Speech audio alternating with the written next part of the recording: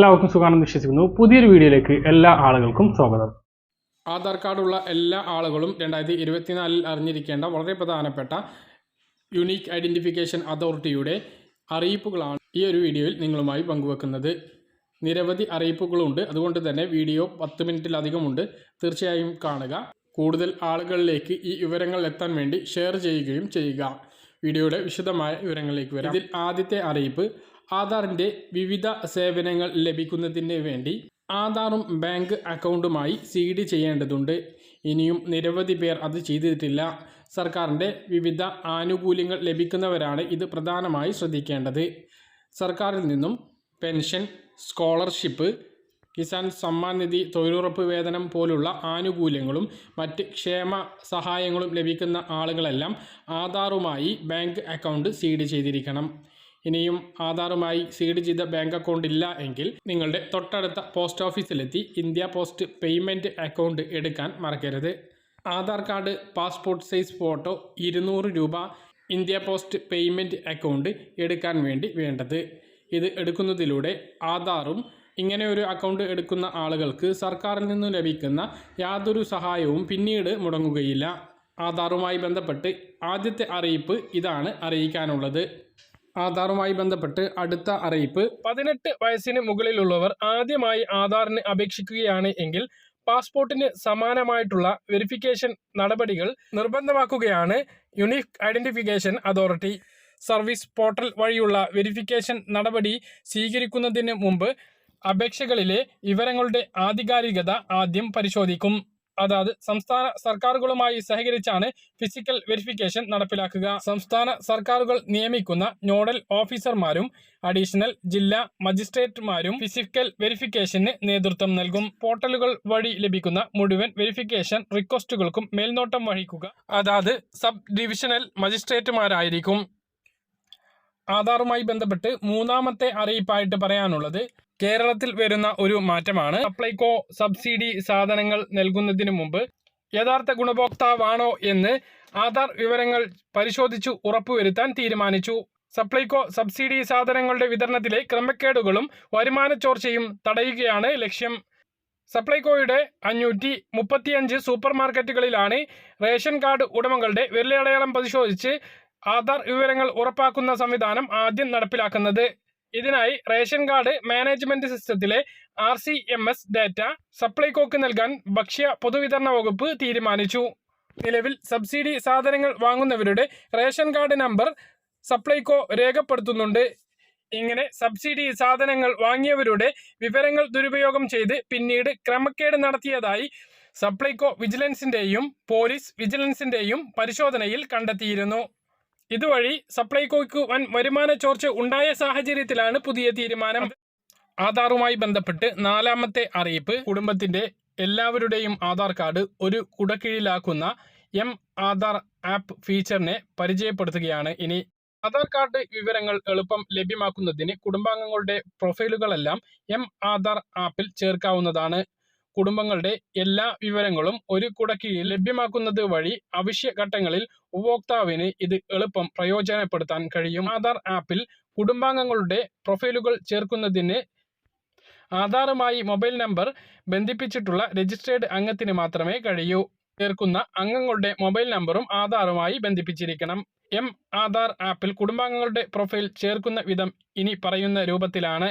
ആദ്യം പ്ലേ സ്റ്റോറിൽ നിന്നും M-ആധാർ ആപ്പ് ഇൻസ്റ്റാൾ ചെയ്ത് ആപ്പ് തുറക്കുക.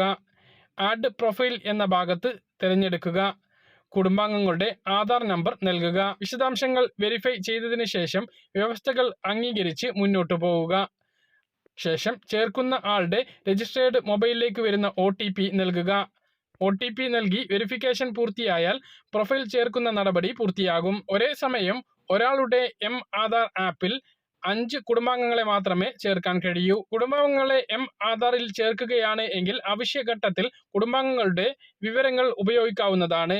eKYC ഡൗൺലോഡ് ചെയ്യാനും ആധാർ ലോക്ക് ചെയ്യാനും അൺലോക്ക് ചെയ്യാനും മറ്റു ഫീച്ചറുകൾ ഉപയോഗപ്പെടുത്താനും ഇതിലൂടെ സാധിക്കും. ഉപയോക്താവിന്റെ പിൻ ഉപയോഗിച്ച് തന്നെ കുടുംബാംഗങ്ങൾക്ക് അനുവദിച്ചിട്ടുള്ള മറ്റു ഫീച്ചറുകൾ ഉപയോഗപ്പെടുത്താനും കഴിയുന്ന വിധത്തിലാണ് unique identification authority of India ഇത് ക്രമീകരിച്ചിട്ടുള്ളത്. അഞ്ചാമത്തെ ആധാർ അറിയിപ്പ് ഇങ്ങനെയാണ്. പല ആളുകളും നിരന്തരം സംശയങ്ങളായിട്ട് ചോദിക്കുന്ന ഒരു കാര്യമാണ്. തെറ്റിദ്ധരിച്ചുകൊണ്ട് അക്ഷയ കേന്ദ്രങ്ങളിലെത്തി ക്യൂ നിൽക്കുന്ന ഒരു അവസ്ഥ വരെയുണ്ട്. നിലവിൽ അക്ഷയ കേന്ദ്രങ്ങളിലെത്തി ആധാർ അപ്ഡേറ്റ് ചെയ്യുന്നതിന് സമയപരിധി നിശ്ചയിച്ചിട്ടില്ല. 10 വർഷം കഴിഞ്ഞിട്ടുള്ള ആധാർ അപ്ഡേറ്റ് ചെയ്യാൻ പറഞ്ഞിട്ടുണ്ട് എങ്കിലും അത് എന്ന് വേണമെങ്കിലും ചെയ്യാം. ധൃതിപ്പെട്ട് ഓടി ചെയ്യേണ്ട കാര്യമില്ല എന്നർത്ഥം. എന്നാൽ സർക്കാരിന്റെ വിവിധ സേവനങ്ങൾ സുഗമമായി ലഭിക്കാനും ആനുകൂല്യങ്ങൾ കൃത്യമായി ലഭിക്കുന്നതിനും വേണ്ടി ആധാർ അപ്ഡേറ്റ് ചെയ്യുകയും മൊബൈൽ നമ്പർ കൃത്യമായി നൽകുകയും വേണം എന്നുള്ളത് ഒരു വാസ്തവം തന്നെയാണ്. അതേസമയം ഇതിനൊരു അവസാന തീയതി പ്രഖ്യാപിച്ചിട്ടില്ല. സ്വന്തമായി മൊബൈൽ ഫോൺ ഉപയോഗിച്ചോ കമ്പ്യൂട്ടർ ഉപയോഗിച്ചോ ആധാർ അപ്ഡേറ്റ് ചെയ്യുന്നതിനുള്ള സമയപരിധിയാണ് 2024 മാർച്ച് 14 തീയതി വരെ ഇപ്പോൾ നീട്ടിയിട്ടുള്ളത്. അത് സൗജന്യമായി ചെയ്യുന്നതിനാണ്. അത് കഴിഞ്ഞാലും അത് നീട്ടുകയോ അല്ലെങ്കിൽ 25 രൂപ പണം ഈടാക്കുകയോ ചെയ്യും എന്ന് മാത്രമേ ഉള്ളൂ. അത് കഴിഞ്ഞാലും ഇതെല്ലാം സാധിക്കും എന്നുള്ള കാര്യം കൂടി ഓർമ്മിപ്പിക്കുന്നു. ഇതാണ് ആധാറുമായി ബന്ധപ്പെട്ട ഒന്നാമത്തെ അറിയിപ്പ്. സർക്കാരിന്റെ വിവിധ സേവനങ്ങളും ആനുകൂല്യങ്ങളും ഇപ്പോൾ ആധാർ അധിഷ്ഠിതമായിട്ടുള്ള ബാങ്ക് അക്കൗണ്ടുകളിലേക്കാണ് എത്തുന്നത്. അതുകൊണ്ട് തന്നെ കിസാൻ സമ്മാൻ നിധി, ക്ഷേമ പെൻഷന്റെ കേന്ദ്ര വിഹിതം, വിദ്യാർത്ഥികൾക്കുള്ള സ്കോളർഷിപ്പ് തുകകൾ ഇവയെല്ലാം ലഭിക്കുന്നതിന് വേണ്ടി കൃത്യസമയത്ത് ആധാർ അപ്ഡേറ്റ് ചെയ്തിരിക്കണം എന്നുള്ളതും ആധാറും ബാങ്ക് അക്കൗണ്ടുമായി സീഡ് ചെയ്തിരിക്കണം എന്നുള്ളതും നിർബന്ധമാണ്. പുതിയൊരു വർഷത്തിലേക്ക് കടക്കുമ്പോൾ നിങ്ങളുടെ ആരുടെയും ആനുകൂല്യം നഷ്ടപ്പെടാതിരിക്കാൻ ഈ കാര്യങ്ങളെല്ലാം കൃത്യമായിട്ട് ചെയ്യാൻ വേണ്ടി ശ്രദ്ധിക്കുക. 5 വയസ്സിന് മുമ്പെടുത്തിട്ടുള്ള ആധാർ കാർഡ് 5 വയസ്സ് കഴിഞ്ഞാലും അത് കഴിഞ്ഞ ശേഷം 15 വയസ്സിന് ശേഷവും അപ്ഡേറ്റ് ചെയ്യണം. പിന്നീടുള്ള ഓരോ 10 വർഷം കഴിയുമ്പോഴും ആധാർ കാർഡ് അപ്ഡേറ്റ് ചെയ്യേണ്ടതാണ്. അതോടൊപ്പം തന്നെയാണ് ബാങ്ക് അക്കൗണ്ടുമായി ആധാർ നമ്പർ ബന്ധിപ്പിക്കേണ്ടത്. ഇനി നിങ്ങളുടെ തൊട്ടടുത്തുള്ള പോസ്റ്റ് ഓഫീസിലെത്തി ഒരു ഫോട്ടോയും 200 രൂപയും ആധാർ കാർഡും നൽകിയാൽ ഇന്ത്യ പോസ്റ്റ് പേയ്മെന്റ് അക്കൗണ്ട് എടുക്കാവുന്നതാണ്. അങ്ങനെയെങ്കിൽ ആ അക്കൗണ്ടിലേക്ക് സർക്കാർ ആനുകൂല്യങ്ങളെല്ലാം എത്തിച്ചേരുന്നതുമാണ്. മറ്റൊരു പ്രധാനപ്പെട്ട കാര്യം ആധാറിലെ മൊബൈൽ നമ്പർ ലിങ്ക് ചെയ്യുക എന്നുള്ളതാണ്. കൃത്യമായിട്ടുള്ള ആധാർ സേവനങ്ങൾ ഉറപ്പുവരുത്തുന്നതിന് വേണ്ടി OTP നിർബന്ധമാണ്.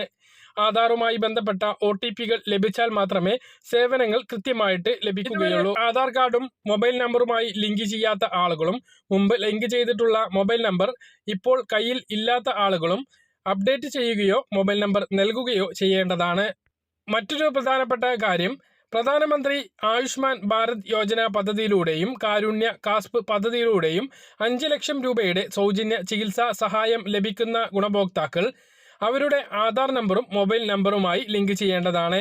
എങ്കിൽ മാത്രമേ അവരുടെ ആനുകൂല്യം കൃത്യമായി അവർക്ക് ലഭിക്കുകയുള്ളൂ.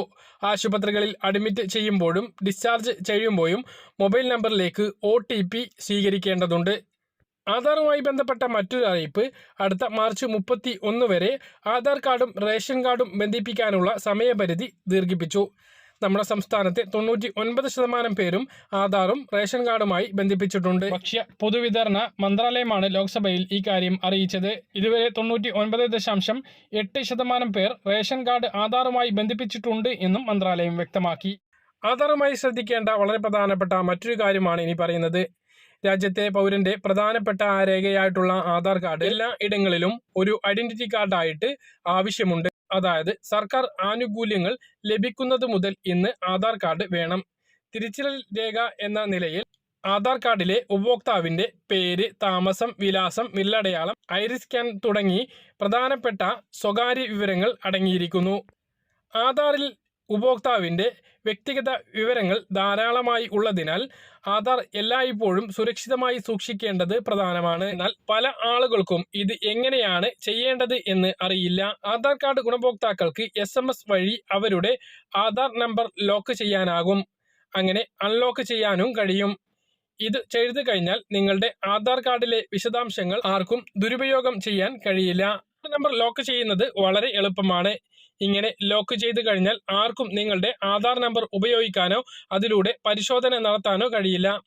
ഒരു വ്യക്തി സ്ഥിരീകരണത്തിനായി നിങ്ങളുടെ ആധാർ നമ്പർ ഉപയോഗിക്കുന്നുണ്ട് എങ്കിൽ നിങ്ങൾ വെർച്വൽ ഐഡന്റിഫിക്കേഷൻ ഉപയോഗിക്കേണ്ടതുമാണ്. നിങ്ങളുടെ ആധാർ കാർഡ് ദുരുപയോഗം ഒഴിവാക്കുന്നതിന് വേണ്ടി സംവിധാനം നിങ്ങളെ സഹായിക്കും. നിങ്ങളുടെ ആധാർ നമ്പർ ലോക്ക് ചെയ്യുന്നതിനായി യുണീക്ക് ഐഡന്റിഫിക്കേഷൻ അതോറിറ്റിയുടെ വെബ്സൈറ്റിൽ കയറി ഈ കാര്യം കൃത്യമായി ചെയ്യാവുന്നതാണ്. www.uidai.gov.in എന്ന വെബ്സൈറ്റിൽ മൈ ആധാർ എന്ന ഭാഗത്തിന് താഴെ ആധാർ ലോക്ക് അൺലോക്ക് സേവനങ്ങളിൽ ക്ലിക്ക് ചെയ്യുക.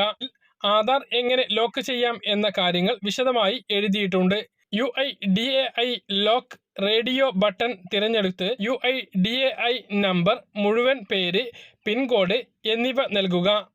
OTP ലഭിക്കാൻ 1947 നിങ്ങളുടെ ആധാർ നമ്പറിൻ്റെ 4-8 നമ്പറുകൾക്ക് ശേഷം ലോക്ക് UID എന്ന് എഴുതി സന്ദേശം അയക്കുക.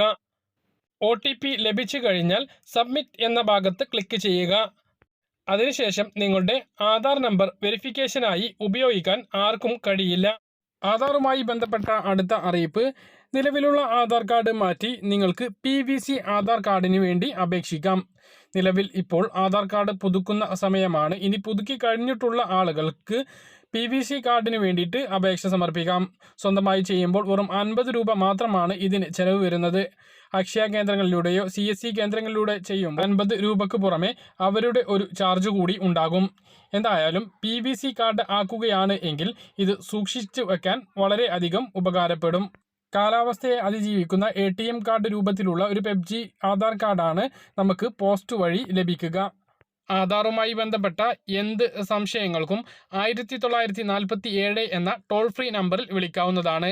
മലയാളം ഉൾപ്പെടെയുള്ള എല്ലാ പ്രാദേശിക ഭാഷയിലും സേവനം ഇതിലൂടെ ലഭിക്കും. ആധാറുമായി ബന്ധപ്പെട്ട എന്ത് സംശയങ്ങൾക്കും വിളിക്കാം. പുതുക്കലുമായി ബന്ധപ്പെട്ട സംശയങ്ങൾക്ക് ഈ നമ്പറിലേക്ക് വിളിക്കാവുന്നതാണ്.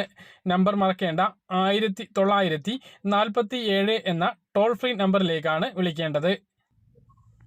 പറഞ്ഞ കാര്യങ്ങൾ കൃത്യമായിട്ട് മനസ്സിലാണെന്ന് കരുതുന്നു. ഇതുപോലെ ഇൻഫർമേഷൻ ലഭിക്കാൻ ചാനൽ സബ്സ്ക്രൈബ് ചെയ്യുക, ബെൽ ഐക്കൺ എനേബിൾ ചെയ്ത് വെക്കുക. മറ്റൊരു വീഡിയോയുമായി നമുക്ക് വീണ്ടും കാണാം. ബൈ.